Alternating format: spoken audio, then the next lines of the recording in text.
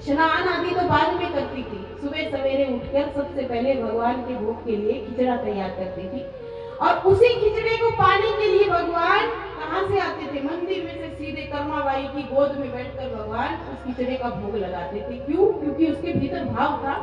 वैसे तो भगवान का भोग जब बनाते हैं ना, तो बहुत सारे नियम होते हैं।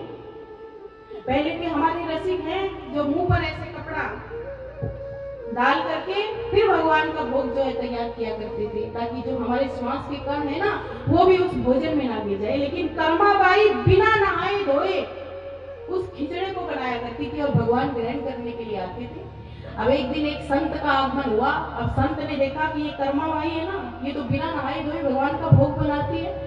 अब क्योंकि संत जो है ब्राह्मण, ये कर्मकांडी होते हैं। अब इन्होंने कहा कि बेटा तुम गलत करती हो। बोले भगवान के भोग का नियम ये है कि पहले तुम स्नान आदि करो और उसके बाद तुम भगवान का भोजन बनाओ। बोले तुम्हारा नियम सही नहीं है।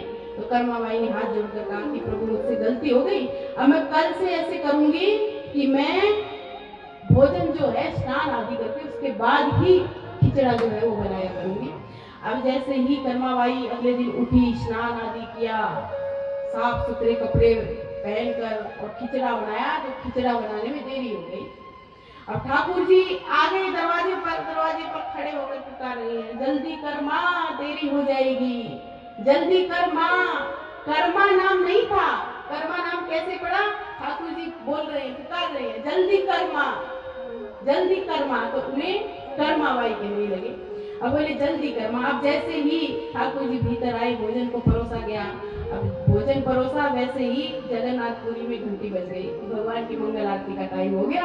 भगवान जो अपनी लंगोटी को समेट कर भागे, वहां से चले, वहां मंदिर में जाकर खड़े हुए। अब जैसे ही पुजारी जी ने पट खोलने का समय हुआ, पट खोले तो देखा ठाकुर जी के मुख पर एक चावल का दाना लगा हुआ था। अब पुजारी जी ने सोचा कि अभी तक तो मैंने भोग ही नहीं लगाया, इनके मुख पर चावल का दाना कैसे लगा हुआ है? अब देखा तो वो चावल का दाना ताजा था।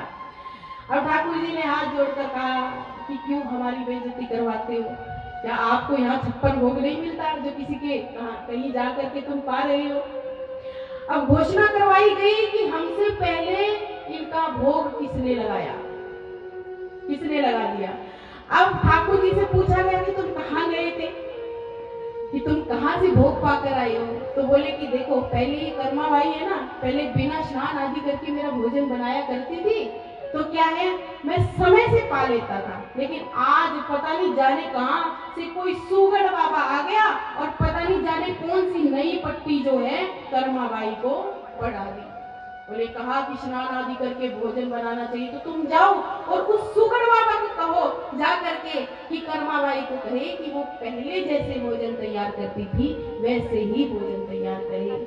अब जैसे ही पुजारी जी ने सुना तो बाबा के पास, उस महात्मा के पास पहुंचे और जाकर के कहा कि आपने क्या कहा है कर्माबाई को, और भगवान आपसे नाराज है। भगवान ऐसे कह रहे हैं कि कर्माबाई को जाकर के कहो कि वो वैसे ही भोजन बनाए। तो बाबा आए और कर्माबाई के चरणों में गिर पड़े और कहते हैं कि बेटी मुझे माफ करना। बोले हम तो ब्राह्मण है और कर्मकांडी होता है ब्राह्मण, तो बोले हम तो नियम आदि से बनाने वाले हैं, लेकिन जैसे तुम पहले भोजन बनाती थी वैसे ही भगवान का भोजन बनाती रहो।